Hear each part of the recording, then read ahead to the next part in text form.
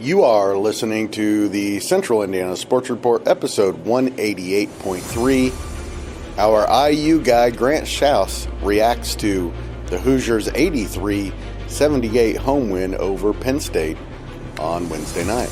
You're listening to the Central Indiana Sports Report with your host, Greg Mengelt. Grant, it was not pretty. It was not what you wanted coming off the Purdue game, the kind of performance. But in the end, the Hoosiers got a big win. Yeah, I mean, you'll take them any way you can get them nowadays, right? Like, Exactly.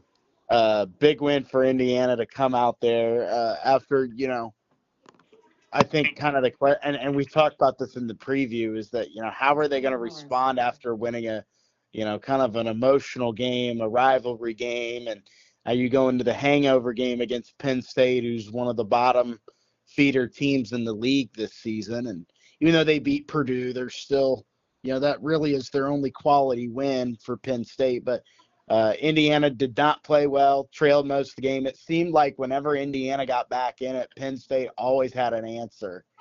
And that was a little concerning, I think, down the stretch. But obviously,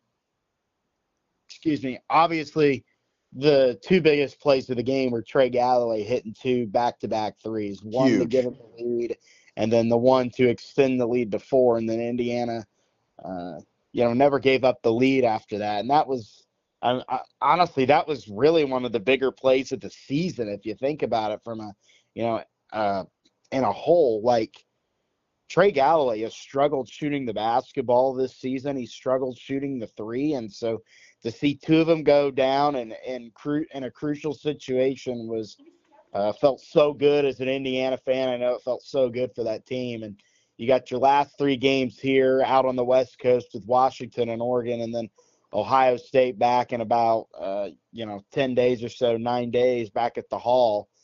And it's going to be so crucial for Indiana to go out there, out West, and win both games. I think if they can split and go 1-1 and beat Washington and maybe lose to Oregon or vice versa. I mean, obviously you want them to go 2-0, but I still think they're in good shape to be, get towards the bubble or get towards the right side of the bubble and then get in the Big Ten tournament and win a game or so. So we'll see. But Indiana, I still think is one or two wins away from being on the correct side of things. Let's talk a little bit about Trey Galloway. Has not been the favorite of a lot of IU fans throughout the last couple of years. I think has the most time on the IU roster of anybody currently on it. But that was huge.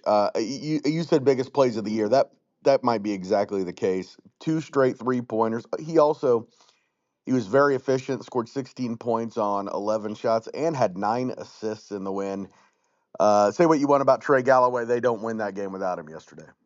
Absolutely not. And I think you also got to give credit to Umar Ballo as well. Like, he played really well without Malik Renew out there, who was out last night with an injury. But Ballo stepped up. Galloway stepped up. I thought Rice played another great game, and he's one of those. We're going to talk about Rice a little more here in a minute. Yeah, but, going back to Galloway, it seems like he's been there for forever, right? And, I remember when he was a senior in high school at Culver Military, and I was an 8th grader. And I remember him, he's committed to go to Indiana, stuck through it with Archie Miller. Mike Woodson, the coaching change, came in, and they kept him. And they developed him into a glue guy kind of player. But he's not, he's not a star. He's not the best player on the team. But he's a fan favorite because, he plays hard on the defensive end. I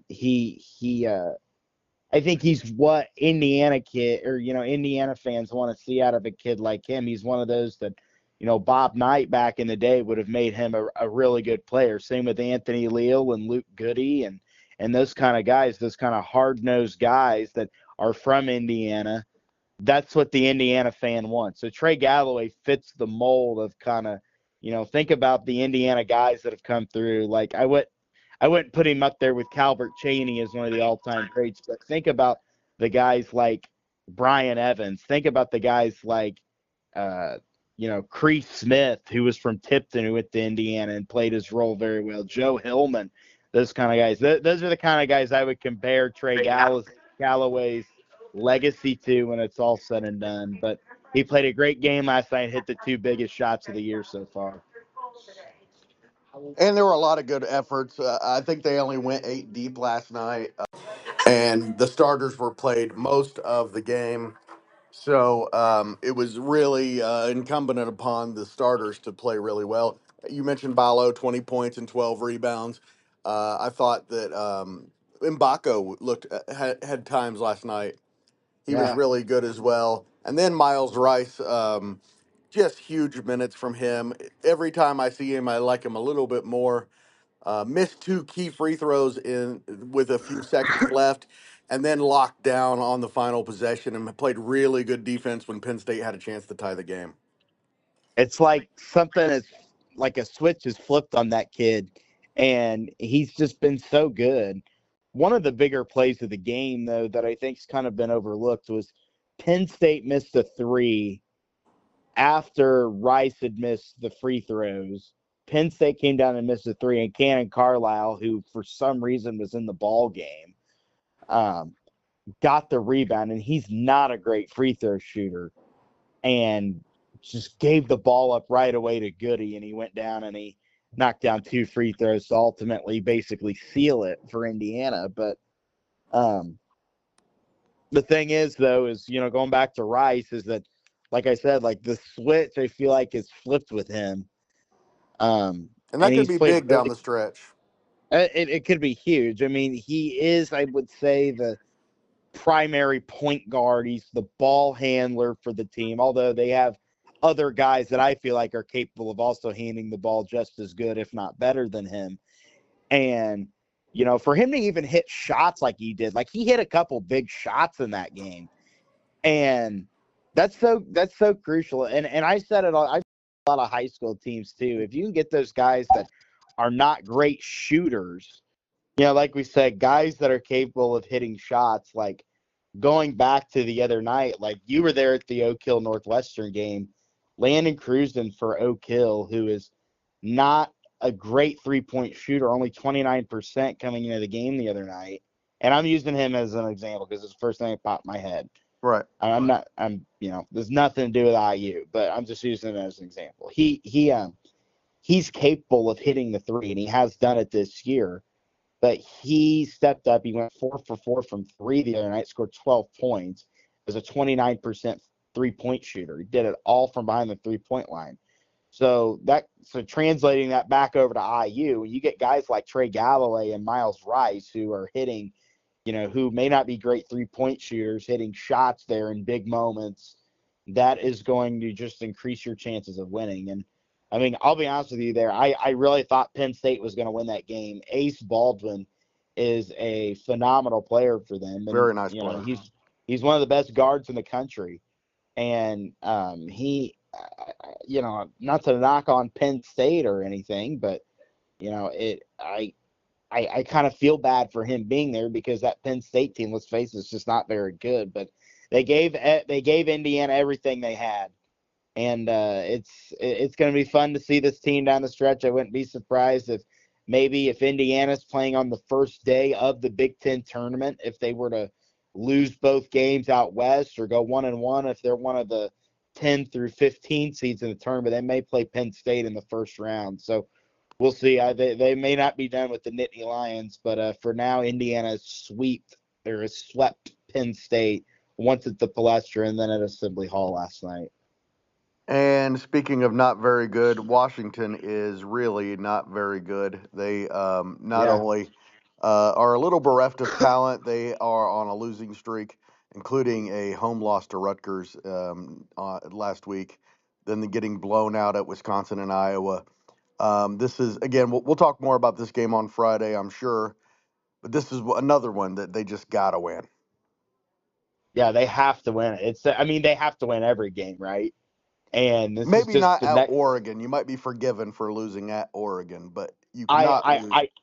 I think so too. And we'll cross that. I think they'll cross that bridge when they come to it, because that's just how they work for some reason. And it's so crucial to go and get that win on Saturday. And obviously you don't want to overlook Washington. Like, you need to take them seriously. That's the one thing that concerns me, is that Indiana plays up and down to their competition. I mean, look at last night.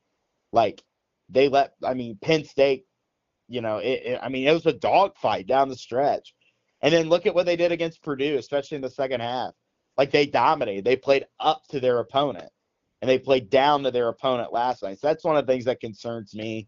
And when you play down to your opponent, that's concerning. But when you can play up to your opponent, you got to be feeling confident going into a game like Oregon.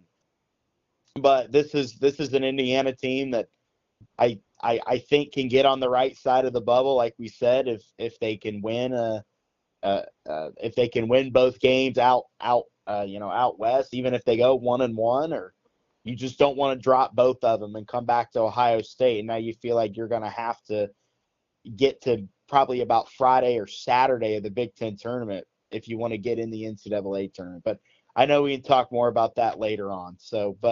I like where Indiana's at right now, and in my opinion, Greg, they're in position to be in position, is the way I would put it. That's a very nice way of putting it. Thank you so much for your time, Grant. I just want to say real fast about Washington. They might not be very good, but they've got a bunch of cool names on their team, including Great Osabor and Zoom Diallo. People have questioned the adding of these West Coast teams, like the 4 West Coast teams, but I love it. I think it's cool. Well, yes, if for traditionalists, it kind of stinks. But as far as just competition, man, college basketball has been really good this year. It has, and really college football I thought was great this year with it too. It was one of the better seasons in recent memories, especially for me as an IU fan. So I like the additions. I'm looking forward to seeing Indiana play out west this weekend and next week. And you and I will chat before the Washington game, and then get your reaction on Saturday. Grant, always appreciate your time and look forward to working with you some more. Yep, thanks, Greg. We'll be in touch with you.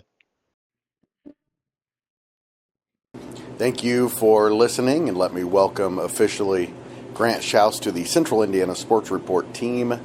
We look forward to working with him and hearing about all his IU coverage, not just men's basketball, but also women's basketball, baseball, softball, and of course football when it comes to the spring.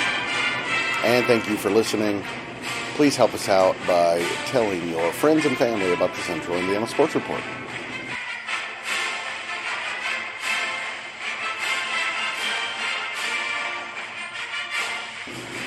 Central Indiana Sports Report is a brought to you by Media, and I love you.